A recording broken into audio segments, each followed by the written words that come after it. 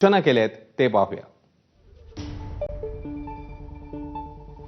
स्थानिक स्वराज्य संस्थांच्या निवडणुकांच्या तयारीला लागा। मतदार याद्यांवर काम करा, यादीतील दुबार नावं शोधा। युती संदर्भात योग्य वेळी निर्णय घेऊ। युतीवर माध्यमांशी न बोलण्याच्या नेते आणि पदाधिकाऱ्यांना सूचना देण्यात आल्या। दरम्यान ठाकरे बंधू युती संदर्भात लवकरच औपचारिक चर्चा करतील असा दावा ठाकरेंचे खासदार संजय राऊत यांनी केला।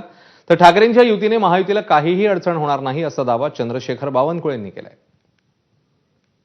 औपचारिकपणे जे काय बोलायचं आहे ते आम्ही लवकरच बोलू।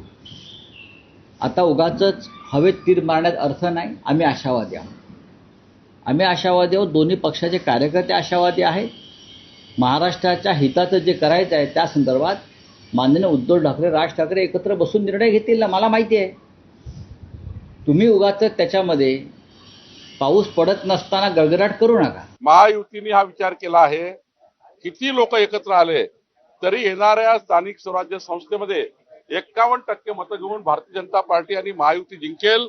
51% मतं घेऊन आम्ही स्थानिक स्वराज्य संस्था जिंकू, हा त्या ठिकाणी आमचा मानस आहे आणि तशी तयारी आम्ही चालू केली आहे। एकीकडे ठाकरे बंधूंच्या युतीच्या चर्चा सुरू असताना दुसरीकडे शिंदेच्या शिवसेनेचे मंत्री उदय सामंत यांनी राज ठाकरेंना थेट सोबत येण्याची ऑफरच दिली आहे।